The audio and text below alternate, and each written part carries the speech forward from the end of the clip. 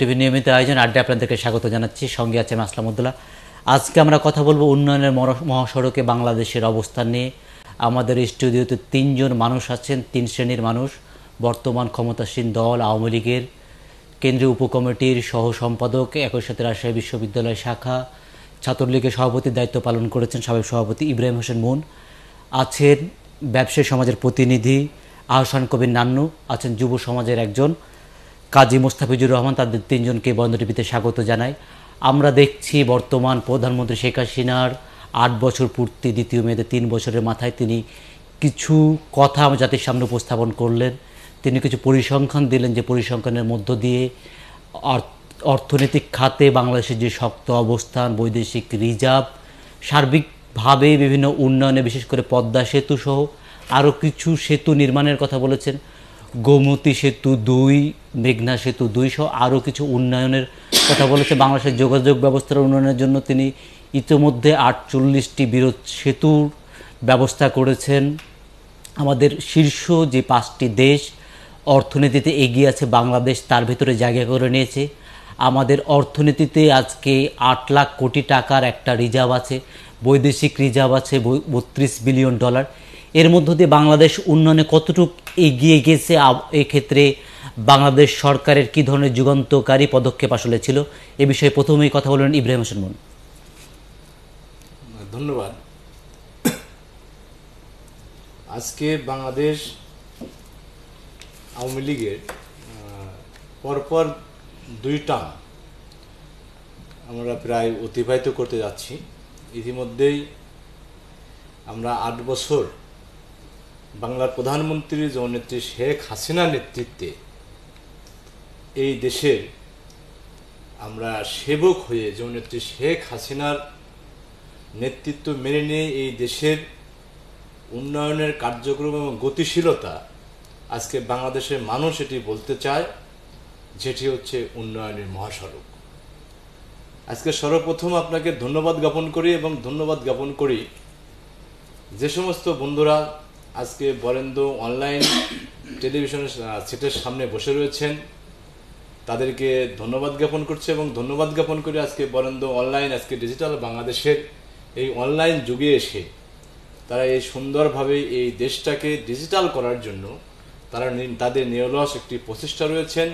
সেই প্রচেষ্টাকেও আমরা সাধুবাদ এবং ধন্যবাদ জ্ঞাপন করছি। আসলামউদ্দৌলা, প্রথমেই আপনি যে কথাগুলো উপস্থাপন করেছেন, এটি শুধুমাত্র আপনাদের কথা নয়, এই কথাটি হচ্ছে এই বাংলাদেশের মানুষ দৃশ্যমান যে বিষয়টি দেখেছে। আমরা যা করেছি, আমরা কোনো বিষয়ে বাংলাদেশ আওয়ামী লীগ সরকার, জননেত্রী শেখ হাসিনার সরকার কোনো গোপন কোনো চুক্তি, গোপনীয়তা বা লুকোচুরি, যেটি আমরা ইতিপূর্বে দেখেছি এক সময় যখন স্বৈরাচাষক ইরশাদ ছিল, তখন এই বিষয়গুলো দেখা গিয়েছে যখন এই দেশে খালেদা জিয়া নিজামী সরকাররা যখন ক্ষমতায় ছিল, তারা মুখে খালি বলতেন, কিন্তু দৃশ্যমান কোনো কিছু দেখা যেত না। আর বাংলাদেশ আওয়ামী লীগ সরকার ক্ষমতায় আসার পর আপনারা দেখেছেন যে 96-এ যখন আমরা ক্ষমতায় আসি, তখনও দৃশ্যমান উন্নয়নের মধ্যে এই উত্তরবঙ্গের, বিশেষ করে আমরা যে বঙ্গবন্ধু সেতুটি করেছি যমুনার উপরে, যে সেতুটি কিন্তু আজকে দৃশ্যমান বাংলাদেশের মানুষ, এই উত্তরবঙ্গের মানুষের জন্য একটি সহজ যোগাযোগ ব্যবস্থার একটি দ্বার উন্মোচন করেছিলাম।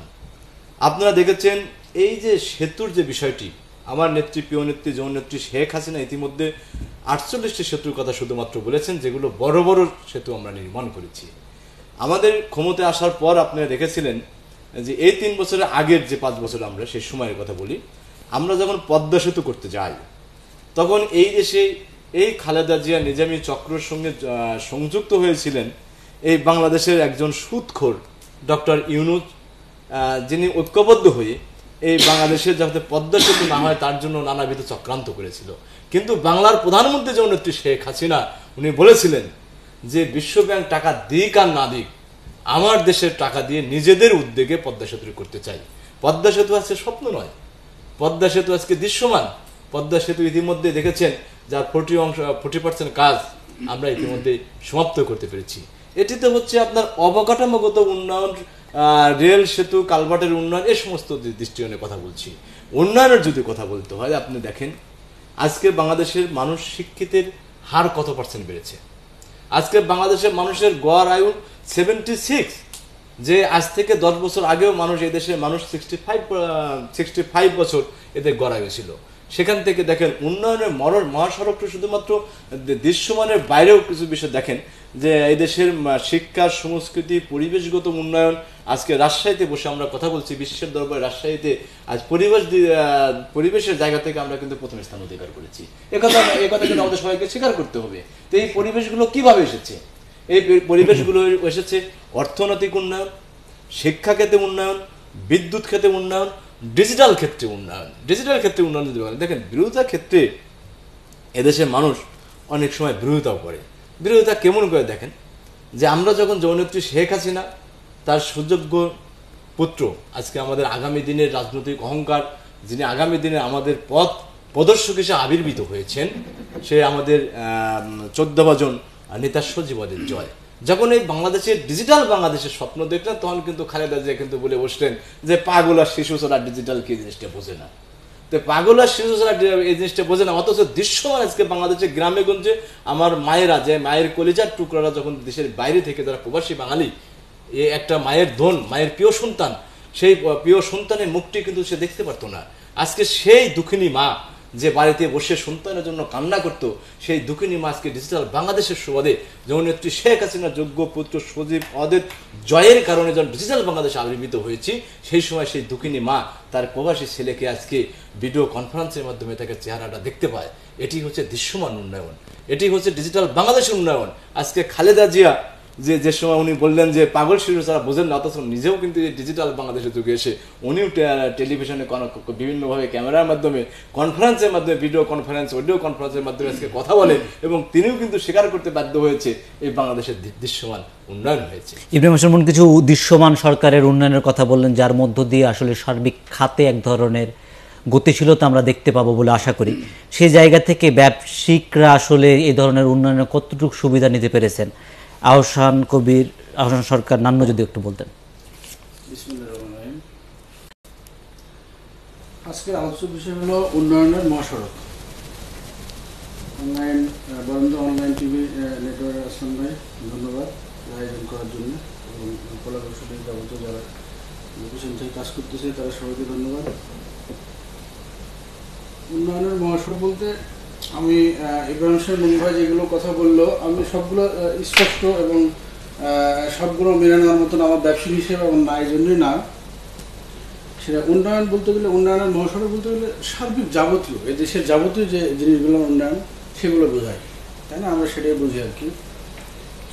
যেমন আমাদের দেশের আপাতত দৃশ্যমান যে উন্নয়নগুলো কাজ মানে দীর্ঘমেয়াদী প্রভাব রাখতে পারে, এই উন্নয়নের কথাগুলো আসলে আগে, আজ থেকে 10 বছর আগে বা আরো পূর্বে যদি আগে যাই, আরো 20 বছর আগে দেশের অবস্থা ভালো ছিল না, কালচার ছিল না, দেশের লোকজন শিক্ষিত কম ছিল, সেগুলো উন্নয়ন হয়নি। পর্যায়ক্রমে সময় বাড়তেছে, বাংলাদেশের জনগণের শিক্ষাগত যোগ্যতার মান বেড়েছে, বোঝার ক্ষমতা হয়েছে। পার্শ্ববর্তী দেশগুলো, এই দেশের মানুষ শিক্ষার জন্য, চাকরির জন্য, বিভিন্ন পেশায় দেশের বাইরে গিয়ে সেই কালচারগুলো দেশে আসছে।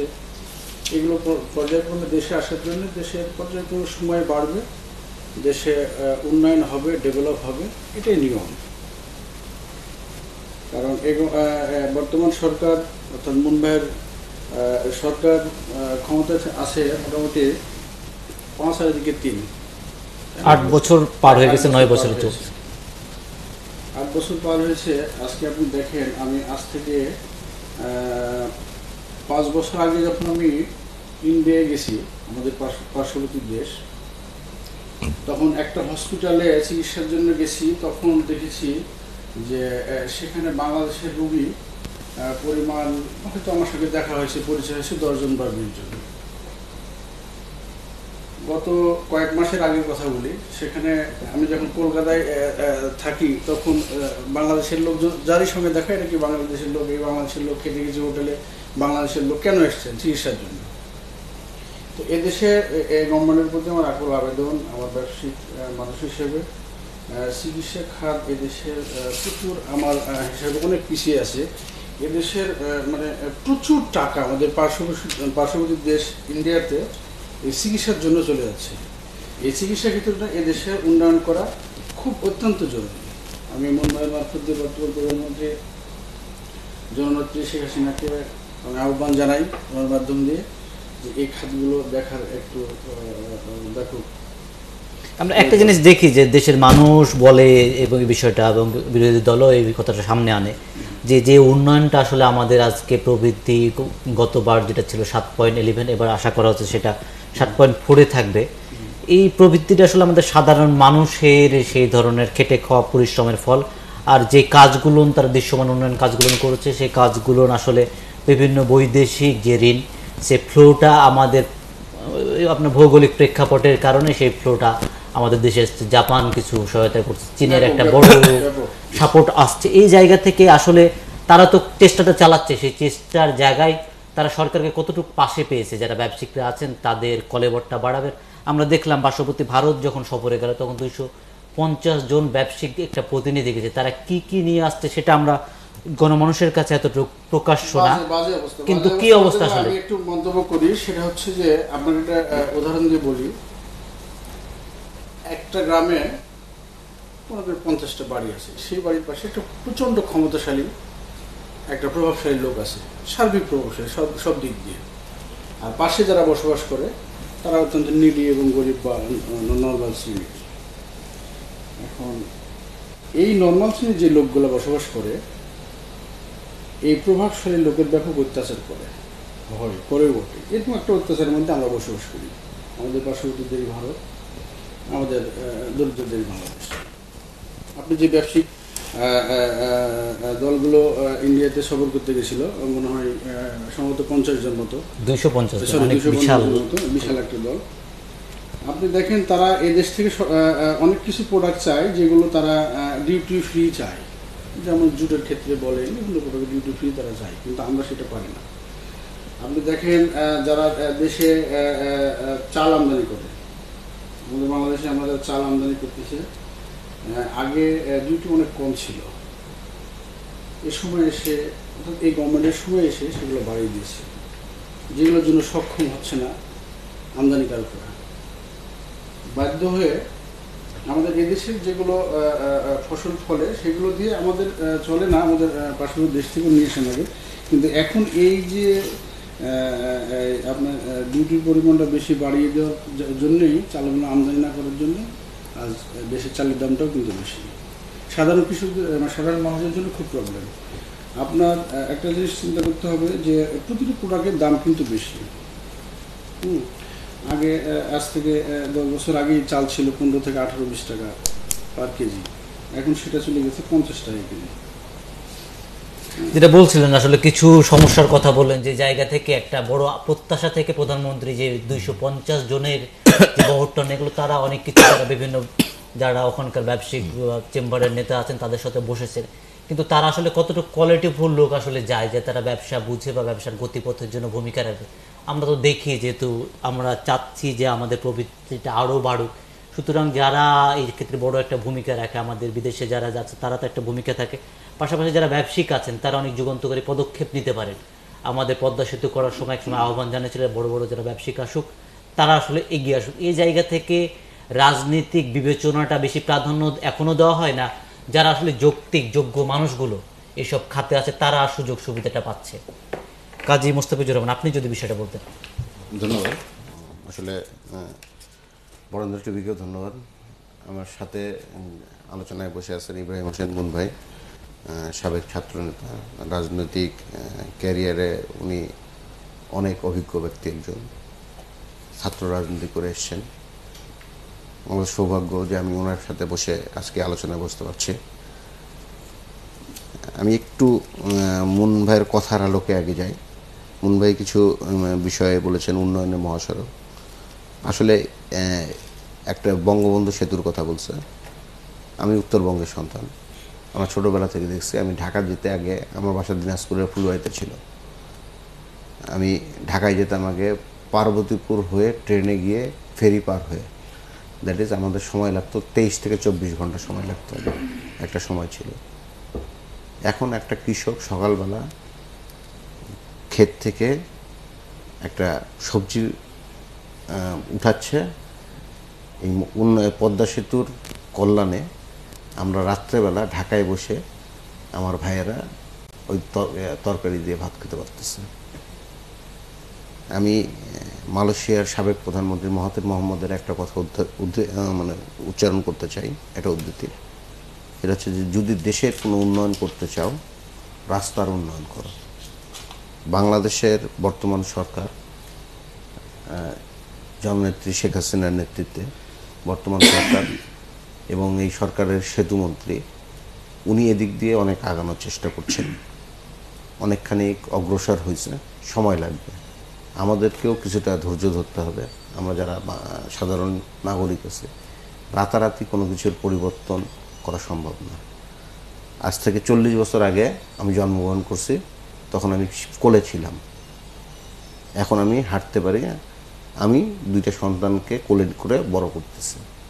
এরকম ঠিক এইভাবে আমাকে চিন্তা করতে হবে যে আসলে আমরা কতটুকু উন্নয়ন করেছি। আমাদেরকে একটা সময় দিতে হবে। 8 বছর একটা সেন্সে অনেক সময়। একটা মানুষ বিবাহ করে, তার 2-3টা বাচ্চা হয়ে যায় 8 বছরে। বাট 8 বছরে যতখানি হওয়ার বিষয়, আমার মনে হয় আমরা যদি এই সরকারের এই কার্যক্রমে আমরা কতটুকু অংশগ্রহণ করেছি জনগণ হিসেবে। একটা কথা আপনি জানতে চাই, আপনি যুব সমাজের মানুষ, আপনি একটা জিনিস বুঝেন যে আমাদের যুব সমাজের আমি সরকারের যুব সমাজটা নিয়ে আমি পরে আসছি, আমি এটা বিষয়টা আমি একটু শেষ করি। আমি একটা জায়গায় আমার কিছু দ্বিমত আছে মুন ভাইদের সাথে। সেটা হচ্ছে, মুন ভাই যেমন একটা কথা বললো যে আগের সরকারটা রাজাকার, জামাত ইসলামী এবং বিএনপি সরকারের সমন্বয়ে গঠিত।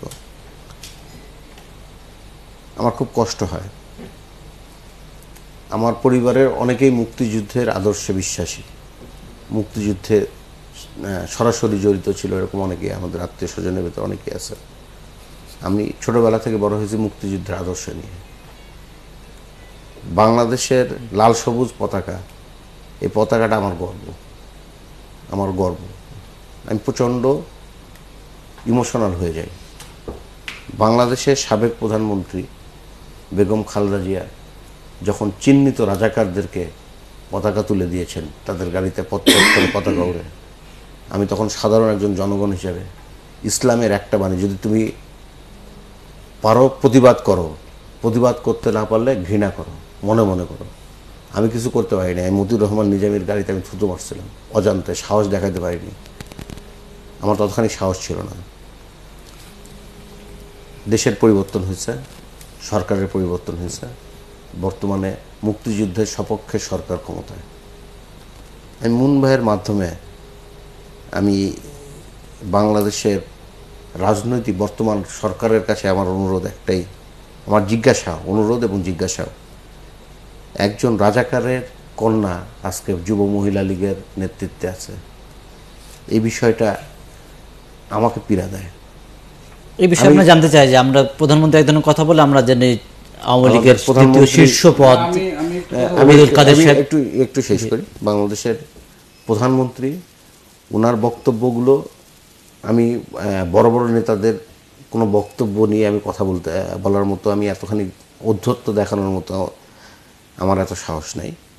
আমি নান্নু ভাইয়ের একটা কথার একটু ক্রস করি আমি, সেটা হচ্ছে যে পার্শ্ববর্তী দেশ ভারতের, ভারত সরকার হচ্ছে আমাদের বাংলাদেশের জন্য ভিসার ক্ষেত্রে এত রকম প্রতিবন্ধকতা এরা দেখায়। উনি যেটা বললো যে রুগী যাচ্ছে, আমাদের দেশের প্রধান সমস্যা হচ্ছে রুগী ভার্সেস ডাক্তার।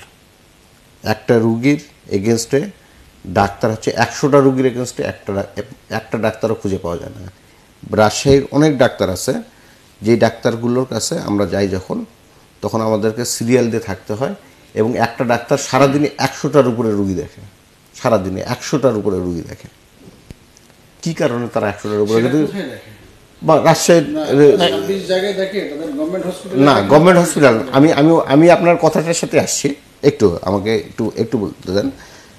এই যে 100টা রুগী দেখে, এখন এই জায়গায় আমি আমাদেরকে দোষারোপ করার চেষ্টা করি। আমি সরকার পর্যন্ত অতদূর পর্যন্ত না গিয়ে, আমার জ্বর হয়েছে, কি জ্বর, সামান্য একটা জ্বর হয়েছে, যেটার জন্য আমার বিশেষজ্ঞ ডাক্তারের কাছে যাওয়ার দরকার নেই।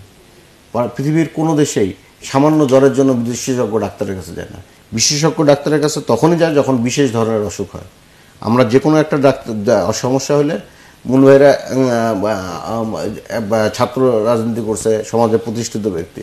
এখন আমি একটা ডাক্তার দেখানোর দরকার, আমার মনে করেন রাজশাহীর একজন বড় ডাক্তারকে একটা ভালো ডাক্তারকে দেখানোর দরকার। আমার বাচ্চা সকালবেলা খায় নাই, এই জন্য কি রাজশাহীর বিলাল ডাক্তারকে দেখাইতে হবে। আমি ওনার নামটাই জানি, আমি অন্য কারো নাম জানি না তেমন। বিলাল ডাক্তারকে দেখাইতে হবে, শিশু ডাক্তার হিসেবে বিলাল ডাক্তারকে দেখাতে হবে। আমার বিলাল ডাক্তারকে দেখানোর দরকার নেই এই বিষয়ে, তার বিলাল ডাক্তারকে দেখানো। বিলাল ডাক্তারকে দেখানোর মতো বিষয় যখন আসবে তখন আমি বিলাল ডাক্তারকে দেবো। সামান্য জ্বরের জন্য আমি একটা নাপা সিরাপ নিয়ে গেলেই কিন্তু হয়। ভারতে আমাদের এখান থেকে রুগীরা যাচ্ছে কি জন্য? কমফোর্ট ফিল করে।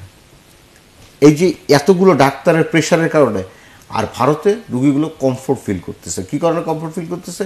ওইখানে ওরা রুগীই পায় না, ডাক্তারের সংখ্যা এত, ওখানে এত ডাক্তারের সংখ্যা। আমি সেভারাল টাইমস আমি গেছি, আমি ওইখানে বা আমি ভারতে আমি কয়েকবার ডাক্তার দেখাইছি। নান্নু ভাইয়ের জ্ঞাতার্থে, নান্নু ভাই যেরকম ডাক্তার দেখানোর জন্য গেছে বা যে কোনো কারণে গেছে, আমিও এরকম অসংখ্যবার আমি গেছি। আমি 40 বারের উপরে গেছি আমি ইন্ডিয়াতে। এর ভিতরে অনেকবার আমি রুগী দেখার জন্য গেছি।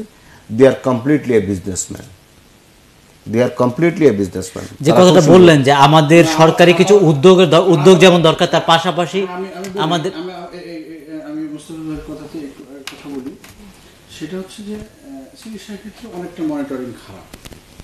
না, আমাদের দেশে আরেকটা জিনিস কিন্তু চালু হয়েছে। আমি নান্নু ভাই আপনার জ্ঞাতার্থে আমি আরেকটা জিনিস বলি। গ্রামে যে ডাক্তারটা দেওয়ার কথা, নান্নু ভাই আমি আপনাদের জ্ঞাতার্থে আরেকটা জিনিস বলি। বর্তমান সরকারের স্বাস্থ্যমন্ত্রী মোহাম্মদ নাসিম সাহেবের কড়া ইনস্ট্রাকশন, বাংলাদেশের এখন আপনার ইনফরমেশনে আছে কিনা জানি না, আজ থেকে 15 বছর 20 বছর আগেও একজন MBBS ডাক্তারের উপরে থানা লেভেলে কোনো ডাক্তার ছিল না। সিভিল সার্জন ছিল একজন, সিভিল সার্জন থাকতো, তার সাথে থাকার মতো সিভিল সার্জনও থাকতো, খুব পুরোপুরি ম্যাচিউরড কোনো ডাক্তার ছিল না। এখন প্রত্যেকটা থানা স্বাস্থ্য কমপ্লেক্সে একজন অভিজ্ঞ বিশেষজ্ঞ ডাক্তার অবশ্যই প্রত্যেকটা থানা স্বাস্থ্য কমপ্লেক্সে আছে। আর ইউনিয়ন স্বাস্থ্য কমপ্লেক্সে আগে যেখানে মাসে, আমি জানি এটা, আমি গ্রামের ছেলে, আমি জানি ইউনিয়ন স্বাস্থ্য কমপ্লেক্সে শুধুমাত্র মাসে একবার যাইতো হাজিরা দেওয়ার জন্য। ওই যে একজন যে ডাক্তার থাকতো সে ডাক্তার যেত, এখন তাকে প্রতিদিন যেতে হচ্ছে। আপনি খোঁজ নিয়ে দেখেন, এখন তাকে প্রতিদিন যেতে হচ্ছে। এটার ক্লোজ মনিটরিং হচ্ছে। তবে আমি পাশাপাশি আমি আরেকটা জিনিস বলবো, এটার ওনার সাথে আমি দ্বিমত না, এগুলোর উন্নয়ন হওয়া দরকার। যেটা বললেন যে সরকারের এই ধরনের উদ্যোগ দরকার, পাশাপাশি আমাদের যেটা সচেতনতার জায়গা। এই কথাটা একটু বলি না, বলে যাব। সেটা হচ্ছে যে আমি তো বলি নাই যে বাংলাদেশে ডাক্তার খারাপ আছে, আমি এটা বলি নাই। প্রবলেম হলো কোথায়? বাংলাদেশে আমাদের ডায়াগনস্টিক খারাপ।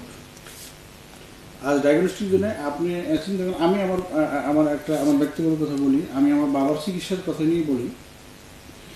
আমার বাবার গত কয়েক বছর আগে পেটের ব্যথা, যেটা খায় পেট ব্যথা করে, যেটা খায় পেট ব্যথা করে, তো দ্রুত একদিন প্রচণ্ড ব্যথা, কোনো ওষুধ দিয়ে কাজ হয় না, দ্রুত এসে রাজশাহী হসপিটালে যে কথাটা বললেন যে আমাদের একটু দ্রুত 2 মিনিটে শেষ হয়ে যাবে, ভর্তি করালাম।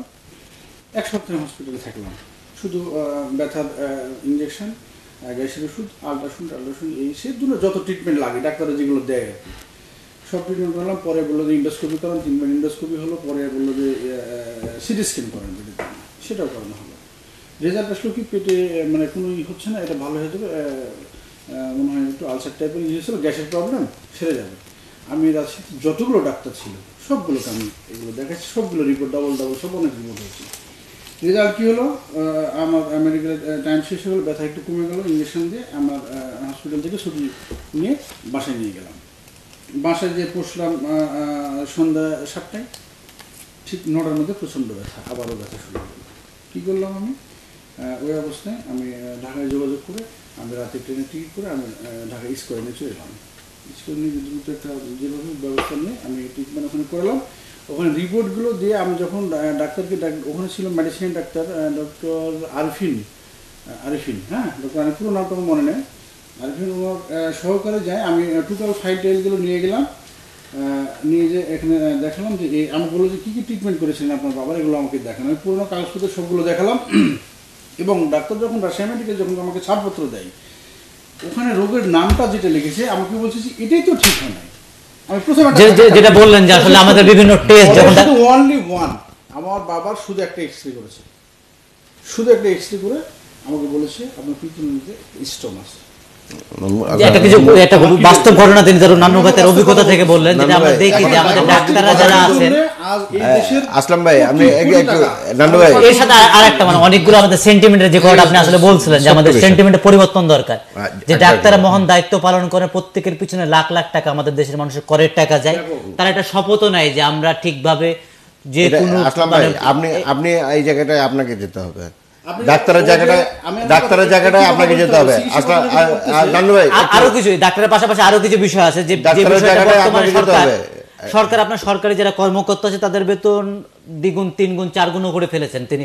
এই জায়গায় দুর্নীতির, এখন আমাদের অর্থমন্ত্রী যিনি আছেন তিনি বললেন যে বাংলাদেশের প্রেক্ষাপটে এত দুর্নীতি কি জন্য হবে, প্রত্যেকেই প্রত্যক্ষ তো পরোক্ষভাবে দুর্নীতির সাথে জড়িত। এই ক্ষেত্রে আমাদের দেশের মানুষের সচেতনতার জায়গা আমরা জানি অনেক বেশি, যে কোনো বিষয় নিয়ে আমরা রিয়াক্ট করি, আবার যদি বিষয়টা ভুলেও যাই।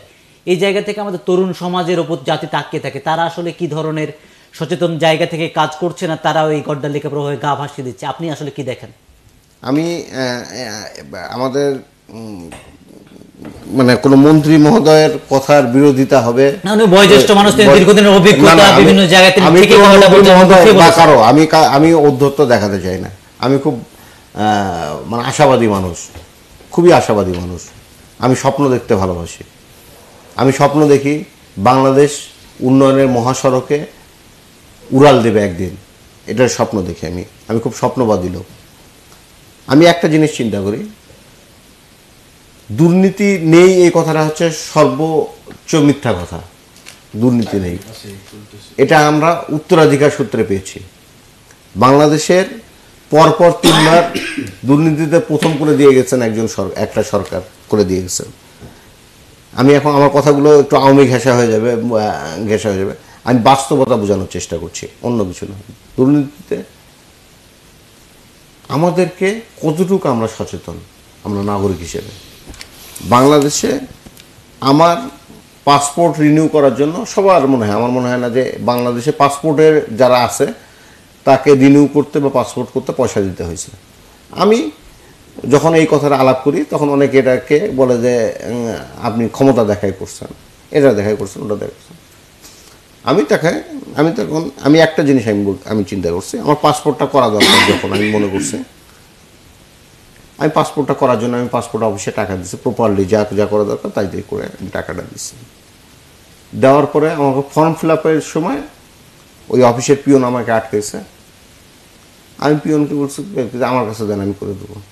আচ্ছা ঠিক আছে, করে দাও। ফর্ম ফিল আপ করে দিছে, বললে এই কাগজ লাগবে। কি কি কাগজ লাগবে? প্রত্যেকটা জায়গায়, এটা অনেকেরই অজানা, একটা হেল্প ডেস্ক আছে যাদের কাজ হচ্ছে পাবলিককে হেল্প করা। পাবলিক বলতে জনসাধারণকে হেল্প করা। জনসাধারণ এই হেল্পটা নিতে পারে না, জানে না, হয়তো অনেকে জানে না। আর যারা জানে তারা চিন্তা করে ঝামেলা এড়ানো হচ্ছে, ওদেরকে দিয়েই করায়। যাই হোক, আমি এই হেল্প ডেস্কটা থেকে আমি ফর্মটা ফিল আপ করছি। ফিল আপ করার পরে তখন আমাকে বলতেছে এগুলো কাজ করতে হবে, কাজ করাচ্ছে আপনি আমাদের সাথে কন্ট্যাক্ট করেন, আমি এটা দেবো। আমাদের না, আমি একটা পয়সা অবৈধ পয়সা দিয়ে, যে কথাটা বললেন যে আসলে আমাদের বাংলাদেশের মানুষ কোনটা খেটে বা জেনে কাজ করার আমাদের এখনো সেই ট্রেডটা তৈরি হয় না। আবার কিছু কিছু জায়গায় যায় বিশ্বের অনেক রাষ্ট্রে আপনার কাজটাকে দ্রুত করার জন্য তারা এক্সট্রা চার্জ এবং বৈধ আইনগত বৈধতা আছে। আমি একটু শেষ করি, আমি এই জায়গাটাতে একটু আলোচনা করি। মন ভাই প্লিজ আমি একটু শেষ করি এই বিষয়টা। সেটা হচ্ছে আমি কিন্তু কোনো পয়সা না দিয়ে আমি নিজে করলাম। ওরা আমার ভুল ধরার চেষ্টা করলো, 2বার আমার ভুল ধরছে, আমি 2বারই কারেকশন করছি। আমার ভিতরে একটা জিদ কাজ করছে যে আমি কোনো অবৈধ পয়সা দেবো না। কারণটা হচ্ছে কি, আমার কোনো তাড়া নেই যে আমার পাসপোর্ট করে কালকে মালয়েশিয়া যেতে হবে, যাই ওখানে যাই ডেলিভারির কাজ করতে হবে। আমার এরকম কোনো তাড়া ছিল না। আমি ঘোরার জন্য আমি পাসপোর্ট করছি। আমি যখন সমস্ত কিছু কমপ্লিট হয়ে গেছে তখন পুলিশ ভেরিফিকেশনের সময় আসলো। পুলিশের তারকা আমাকে বলতেছে যে আমার সাথে যোগাযোগ করার জন্য। আমি আপনার সাথে যোগাযোগ করবো কেন? আপনি খোঁজ দিবেন, খোঁজ দিয়ে আমাকে জানাবেন। আমার নামে যদি কোনো প্রবলেম থাকে আপনি ওখানে লিখে দেবেন যে আপনার নামে প্রবলেম আছে, আমি দেবো। আমাকে ভোগান্তিতে একটু পড়তে হলো কি, আমাকে পাসপোর্টটা পাওয়ার কথা আমার 21 দিনের মাথায়, আমি পাসপোর্টটা পাইলাম 1.5 মাসের মাথায়। আমার এটাতে কিচ্ছু যায় আসে নেই। আমার এই কারণে আমার বিন্দু মাত্র কোনো কিছু যায় আসে নাই। আপনি জানেন কাজী মোস্তাফিজুর রহমান যা বললেন যে আমাদের নিজের কাজটা নিজের দায়িত্বটা আমাদের ঠিক মতো করলে পারে অনেক সমস্যায় আমরা এড়িয়ে যেতে পারি। বর্তমান সময় দেখা আমাদের যাচ্ছে এখন আমাদের দেশে জবাবদিহি করার মতো যথেষ্ট সুযোগ আছে। এখন ইচ্ছা করলেই আপনি যদি মনে করেন যে আগে একটা সময় ছিল বাংলাদেশে 20 কোটি 18 কোটি লোক, এখন যদি ধরে নিই আমি 18 কোটি 16 কোটি, মুন ভাইরা মানে আওয়ামী লীগ সরকার বলছে 16 কোটি, অনেকে বলে 18 কোটি। মানে যারা বঞ্চিত পিছিয়ে পড়া মানুষরা তারা আসলে সরকারি হিসাবের ভেতরে আসেন। যাই হোক, যেটা যেভাবেই হোক 18 কোটি লোক, 18 কোটি লোকের যে মানে যে কোনো প্রয়োজনে সে সকল ধরনের সহযোগিতা পাওয়ার জায়গা আছে। একজন কৃষক, তার যদি কোনো সহযোগিতা দরকার হয়, সে যদি জানে, সেটা জানার মানে তার কৃষি সংক্রান্ত বিষয়ে জানার তার সমস্ত অধিকার আছে। একটা মানুষের যে মৌলিক অধিকারগুলো আছে, নৈতিক সমস্ত অধিকারগুলো বিষয়ে আছে, সেই সে জানতে অধিকারগুলো পারে, জানার সুযোগ আছে। ঠিক মতো যেন পায় সরকারের এই ধরনের সদিচ্ছা, সে ধরনের উদ্যোগ আছে, সমস্ত শুধুমাত্র কিছুই আছে। আমাদের একটু হাত বাড়িয়ে দিতে হবে। একটা বিষয়ে আমরা দেখতে পাচ্ছি যে সংখ্যা কিছুক্ষণ আগেই যেটা বললেন নান্নু ভাই কথা শুরুতে, যে আমরা দেখি যে প্রভাবশালী মহলের কারণে সরকারের কাজগুলো বিতর্কিত হয়। সরকার এত উন্নয়ন করছে, আমরা তার পরিসংখ্যানে দেখতে পাচ্ছি, বিশ্ববাসীর কাছে তা গ্রহণযোগ্যতা পাচ্ছে। সরকারের এই মানে দৃঢ় এগিয়ে যাওয়াকে অনেকে মডেল হিসেবে গ্রহণ করছে। এরপরেও কিছু কিছু যেটা কথা বলেন বাস্তবতা আমরা পাই। যখন দেখলাম আপনার বাড়াইনগরের যে ছাত্রলীগ উপজেলা ছাত্রলীগ সভাপতি, সে একজন চাঁদা মানে একটা মিশুক চালকের কাছে সে চাঁদা চেয়ে চাঁদা যখন পায়নি, তখন সে জায়গায় তাকে তার স্ত্রীকে ধর্ষণের ঘটনা দেখলাম। আমরা দেখলাম বগুড়াতে শহর যুবলীগের যিনি আহ্বায়ক আছেন, তিনি এক ধরনের সমস্যার সমাধান করতে গিয়ে তিনি ধর্ষণের যে একটা ঘটনা ঘটালেন, পরে সেটাকে রাজনৈতিকভাবে মোকাবেলা করার জন্য সামাজিক একটা বিচারও তিনি সাজালেন, নাড়া করলেন, বহুত কিছু ঘটনাগুলো ঘটলো। এই যে রাজনৈতিক ট্রেডটা আছে, সেই ট্রেড থেকে বেরিয়ে আসার জন্য আসলে আমাদের রাজনৈতিক আওয়ামী লীগের কী ধরনের ভূমিকা আপনি দেখতে পাচ্ছেন? সেই দিকে কি আওয়ামী লীগ হেঁটে যেতে পারছে না? এই জায়গায় এগোতে যে দু কদম পিছিয়ে আসার প্রবণতা আপনি বারবার করে দেখতে পাচ্ছেন? ধন্যবাদ আসলামুদ্দুল্লাহ। বিষয়টি বাংলাদেশ আওয়ামী লীগ একটি বৃহৎ সংগঠন, যেটি আজকে মাল্টিপ্লাস ডেমোক্রেসি অর্গানাইজেশন। তো এই সংগঠনে আসলে মানুষ ভালোবেসে আসে। এই সুযোগটা থাকার কারণে অনেক খারাপ লোকও এই সংগঠনের মধ্যে চলে আসবে বা আসতে পারে, এটাই স্বাভাবিক। তো এরকম দু চারটে বিচ্ছিন্ন ঘটনা আসলে কোনো উদাহরণ হতে পারে না। আপনি যদি ধর্ষণ থেকে এবং নারী নির্যাতনের বিষয়গুলো যান, আমাদের পার্শ্ববর্তীদের দেশের বিষয়টি নিয়ে বন্ধুবর, কিন্তু এরা তো অভিভাবক শ্রেণীর মানুষ, বা এদের কাছে মানুষ যাওয়ার কথা, বিপদে পড়লে তারাই পাশে দাঁড়ানোর কথা। প্রতিনিধি নান্নু ভাই কিছু কথা বলেছেন। তো সেই দেশেই এই বিশ্বের মনে হয় সবচেয়ে বেশি, তারা একটা উন্নয়নশীল দেশ, তারা ভালো গুড যাকে উন্নয়নের মোড়ল বলেন, নিজেদেরকে মডেল বলেন, দেশপ্রেমিক বলেন, তার দেশত্ববোধ বলেন, অনেক কিছুই বিষয়িত করা যায়, উন্নয়নের মোড়ল বলা যায়। সেই দেশে আমার দেশের সাথেও এ ধরনের ধর্ষণের ঘটনাটি, ধর্ষণের মতো বাজে ঘটনাটি বেশি ঘটে। তো এই ঘটনাটি আসলে বিচ্ছিন্ন ঘটনা, সেদিক আমরা না যাই। তবে আমরা আসলে অনেকটা লাইনচ্যুত হয়ে পড়লাম যে আমরা যে বিষয়টি নিয়ে মূলত আলাপ আলোচনা করছিলাম, যে উন্নয়নের মহাসড়ক। আমরা দুজন বিজ্ঞ, বিশেষ করে ব্যবসায়িক প্রতিনিধি এবং যুব সমাজের প্রতিনিধি, যে তাদের আলোচনা যে করছিলেন, সেই আলোচনার ভিতর থেকে অনেক কথাগুলো বেরিয়ে আসছে। তো কিছু কথা একেবারে না বললেই নয়, আমাকে কিছু কথা বলতে হয়, যেহেতু আমরা রাজনীতিটা করি। যে অনেকে যারা এই দৃশ্যমান অদৃশ্যমান যে রাজনীতির যে বিষয়টি, যে আমরা আসলে সবসময় দৃশ্যমান রাজনীতির কথাটাই বলেছি। অদৃশ্যমান রাজনীতিটা খালেদা জিয়া করেছে, তারেক রহমানরা করেছে, যেটা পিছন পকেটে ইনকাম হয়।